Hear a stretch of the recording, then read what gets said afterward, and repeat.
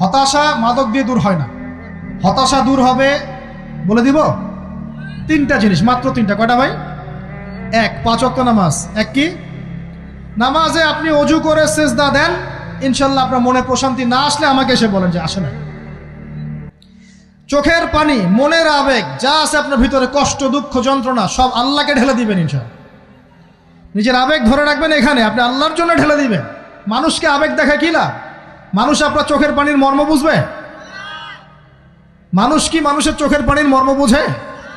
আপনার পিতা যদি মারা যায়, আমার কাছে এসে দোয়া চান, কান্নাকাটি করে, আমি দোয়া করতে পারবো, কিন্তু আমি কিন্তু আপনার ফিলিংসটা বুঝতে পারবো না। আপনার অনুভূতি কে বুঝতে পারবেন? আল্লাহ পাক আপনার ঘাড়ের রগের চেয়েও কাছে আছে। সুবহানাল্লাহ, সুবহানাল্লাহ, আল্লাহ পাক ঘাড়ের রগের চেয়ে কাছে আছে। গতকালকে বাংলাদেশের একজন বরেণ্য আলেমের সাথে একটা কনফারেন্সে ছিলাম। উনি বলছিলেন যে এক ব্যক্তি, এটা শোনেন, এক ব্যক্তি খুব তার শখ যে তিনি সাহাবীদের মতো নামাজ পড়া শিখবেন। কথা বুঝতে পারছেন? সাহাবীদের মতো নামাজ শিখবেন। তো একজন বরেণ্য আলেমের কাছে এসেছেন, এসে বলছেন যে আমাকে সাহাবীদের মতো নামাজ শিখিয়ে দেন। তখন সেই আলেম আরেকজন আলেমের সন্ধান দিয়েছেন, যা তুমি তার কাছে যাও, তিনি শেখাবেন। তো সেই ব্যক্তি একটু অবাক হয়েছেন, কারণ যাকে প্রশ্ন করেছিলেন তিনি অনেক বড় মুহাদ্দিস, আর যার কাছে পাঠানো হচ্ছে তিনি অত বড় মুহাদ্দিস নন, কিন্তু আবেদ, আমল করেন। তাকে গিয়ে বলছেন উনি আমাকে পাঠিয়েছেন সাহাবীওয়ালা নামাজ শিখিয়ে দেন। তখন তিনি বলছেন ঠিক আছে, সুন্দর করে অজু করে আসো, সুন্দর করে অজু করে আসো। অজু করার সময় খালি খেয়াল রাখবা যে আমি অজু করছি শুধু আল্লাহর সন্তুষ্টির জন্য। কি খেয়াল রাখবেন? অজু করছি শুধু আল্লাহকে রাজি খুশি করার জন্য অজু করছে, আর কোনো উদ্দেশ্য নাই আমার। অজু করতে যাচ্ছে, তিনি আবার বলছেন দাঁড়াও, শুধু আল্লাহকে রাজি খুশি করার জন্য অজু করো। আবার শুরু করছেন, আবার বলছেন শোনো, শুধু আল্লাহকে রাজি খুশি করার জন্য অজু করো। এভাবে বলতেই আছেন। নামাজে দাঁড়িয়েছেন, দাঁড়ানোর আগে বলছেন শোনো, শুধু আল্লাহকে রাজি খুশি করার জন্য নামাজ পড়ো। বলতেই আছেন। এক পর্যায়ে সে ব্যক্তি নামাজ শুরু করলো, নামাজে মনোযোগ এদিক ওদিকে যায়, আর তার মাথায় এটা আসে, এই শুধু আল্লাহকে রাজি খুশি করার জন্য আমাকে নামাজ পড়তে হবে, শুধু আল্লাহকে রাজি খুশি করার জন্য নামাজ পড়তে হবে। এই চিন্তা তার মনের মধ্যে ঘুরপাক খাচ্ছে। এভাবে নামাজটা সে শেষ করেছে। শেষ করে চিন্তা করছে যে নামাজ তো পুরোপুরি মনোযোগ দিতে পারলাম না। বারবার মাথার মধ্যে এরকম চিন্তা আসছে, আল্লাহ আমাকে তুমি মাফ করে দাও, নামাজটা আমার মনে হলো না ঠিক মতো। তখন সে ফিরে এসে তার সে ওস্তাদকে বলছেন আমার তো নামাজ এরকম করে পড়লাম, কিন্তু শেষমেশ মনে হলো যে নামাজটা হয়তো কবুল হয় নাই, আল্লাহর কাছে খুব মাফ চাইলাম, আল্লাহ আমাকে মাফ করে দাও, নামাজটা মনে হলো না। তখন সেই যে প্রথম ব্যক্তি যিনি পাঠিয়েছেন তিনি বলছেন এটাই হলো সাহাবীওয়ালা নামাজ। তারা আল্লাহকে রাজি খুশি করার জন্য নামাজ পড়তেন, নামাজ শেষ করে আল্লাহর কাছে ইস্তেগফার করতেন, আল্লাহ কিছুই হলো না। আমার কথা কি বুঝতে পারছেন? অতএব আল্লাহকে রাজি খুশি করার জন্য আপনি আপনার আবেগ, আপনার ইবাদত সব ঢেলে দিবেন ইনশাআল্লাহ। অন্য কারো কাছে কিছু পাওয়ার আশা করব। আমাকে আল্লাহ পাঠিয়েছেন দুনিয়াতে নামাজ পড়তে, রোজা রাখতে, দিনের প্রচার করতে, দিনের জ্ঞান অর্জন করতে, এই তো। তা আমি একজন মেয়ের জন্য জীবন নষ্ট করে দিব কেন? আমি তাহলে আল্লাহর কাছে কি মুখ দেখাবো, আর নবীর কাছে কি মুখ দেখাবো? ওখানে গিয়ে বলবো আল্লাহ আমি আমার অমুক প্রেমিকার জন্য আশেক হয়ে একদম জীবন দিয়ে দিয়েছি, আত্মহত্যা করেছি। গেছে ভাই, যাইতে দেন।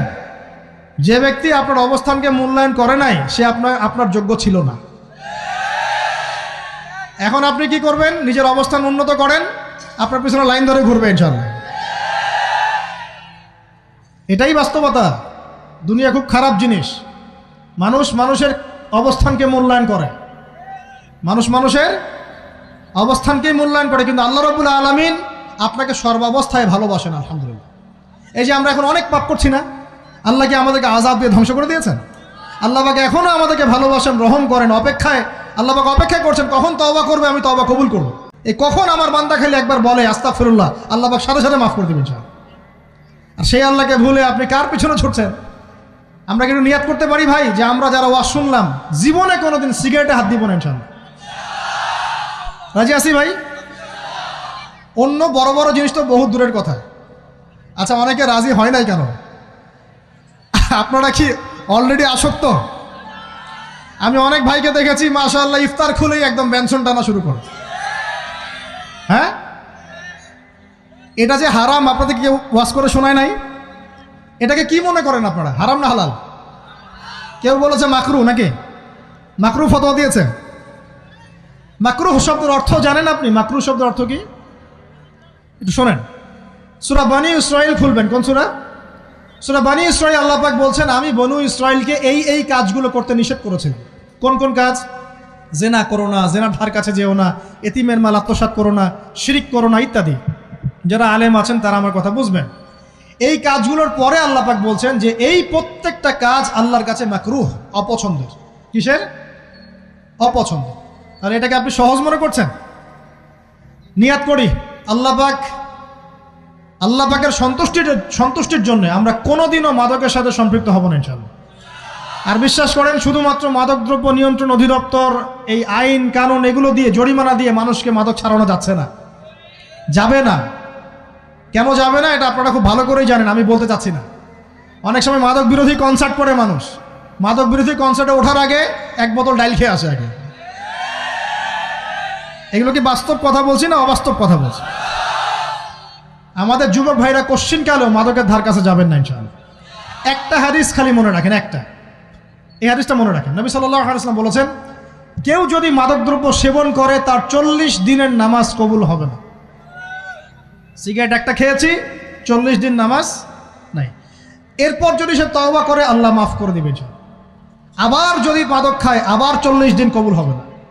যদি আবার তওবা করে আল্লাহ মাফ করে দিবেন। আবারও যদি খায় আবারও 40 দিন কবুল হবে না। আবারও তওবা করলে আল্লাহ আবার মাফ করে দিবেন। চতুর্থবার সে যদি মাদক খায়, আল্লাহ রসুল সাল্লাল্লাহু আলাইহি ওয়াসাল্লাম বলছেন, আল্লাহ পাক কিয়ামতের মাঠে তাকে তিনাতুল খাবাল পান করাবেন। কি পান করাবেন?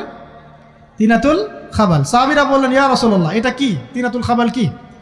নবী সাল্লাল্লাহু আলাইহি ওয়াসাল্লাম বলছেন, এটা হচ্ছে জাহান্নামীদেরকে আযাব দেওয়ার পর তাদের রক্ত মাংসের যে পুঁজ বের হবে, এই যে ড্রিঙ্কস, জাহান্নামের হার্ড ড্রিঙ্কস, এই ড্রিঙ্কসের নাম হলো তিনাতুল খাবাল। আল্লাহ পাক আমাদের সবাইকে মাদক থেকে বাঁচিয়ে রাখেন। আমল হচ্ছে কোরআন তেলাওয়াত। যে ব্যক্তি কোরআন তেলাওয়াত করতে পারে নিয়মিত, তার মনের মধ্যে এই হতাশা, এই ভীরুতা, এই কাপুরুষতা কিচ্ছু আসবে না ইনশাআল্লাহ। আমি গ্যারান্টি দিচ্ছি আপনাকে, হতাশা আসবেই না আপনার মনে যদি আপনি কোরআন বুঝতে পারেন। কোরআনের একটা আয়াত নিয়ে কোনো সময় দেখা যায় 2-3 ঘন্টা সময় পার হয়ে যাচ্ছে, আয়াতটা ছেড়ে সামনে যেতে পারছি না। কোরআনের ভিতরে ঢুকলে আপনি দুনিয়ায় ভুলে যাবেন কি হচ্ছে আশপাশে।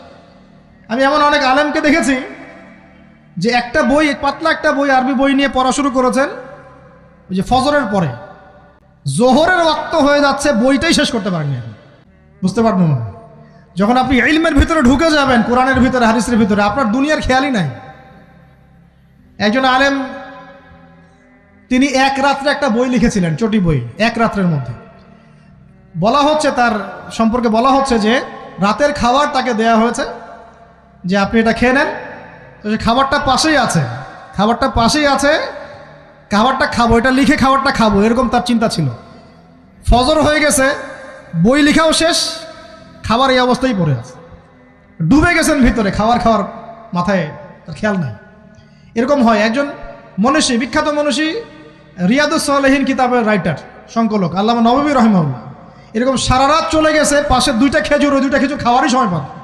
হাদিস নিয়ে গবেষণা করতে রাত পার হয়ে গেছে। আমি বলতে চাচ্ছি, যখন ইলমের ভিতরে, কোরআন হাদিসের ভিতরে ঢুকে যাবেন, আপনার দুনিয়ার খেয়াল আপনার চলে যাবে ইনশাআল্লাহ। এই টেনশন, হতাশা, এই সেই বাদ, তখনই আল্লাহ পাক আপনাকে তার পক্ষ থেকে রহমত দিবেন, বরকত দিবেন, আল্লাহ আপনার দুনিয়ার কাজগুলো করে দিবেন ইনশাআল্লাহ। তখন দেখবেন কেউ আপনার দুনিয়ার ওই কাজটা করে দিয়েছে, কেউ ওই কাজটা করে দিয়েছে, কেউ বাসায় খাবার পাঠিয়ে দিয়েছে, আল্লাহ পাকই এগুলো করাই দিবেন ইনশাআল্লাহ। তো প্রিয় ভাইরা, মাদকে যাব না আল্লাহর কাছে আসবো? 2 নাম্বার কোরআন তেলাওয়াত, 3 নাম্বার আল্লাহর জিকির। 3 নাম্বার কি ভাই? আল্লাহর জিকির। চলতে ফিরতে সব সময় মুখ চলতে থাকবে, মুখ না চললেও মনে মনে মন তাজা থাকবে, মনে মনে জিকির হতে থাকবে। মনে মনে জিকির করতে পারেন? মুখ নড়বে না, কিন্তু মনে মনে আপনার একটা জিকির হতে থাকবে, সুবহানাল্লাহ ওয়া আলহামদুলিল্লাহ, লা ইলাহা ইল্লাল্লাহ, আল্লাহু আকবার। পারা যাবে? পারে। মানুষের মন কখনো চুপ করে থাকে না, কিন্তু মানুষের মন অলওয়েজ কিছু না কিছু চিন্তা করতে থাকে না, যতক্ষণ না ঘুমায় মানুষ। তো প্রিয় ভাইরা, বেশি বেশি জিকির করবো, সুবহানাল্লাহ, আলহামদুলিল্লাহ, লা ইলাহা ইল্লাল্লাহ, আল্লাহু আকবার, লা হাওলা ওয়ালা কুওয়াতা ইল্লা বিল্লাহ, এগুলো চলতে থাকবে। আল্লাহ পাক তৌফিক দান করুন, আমিন।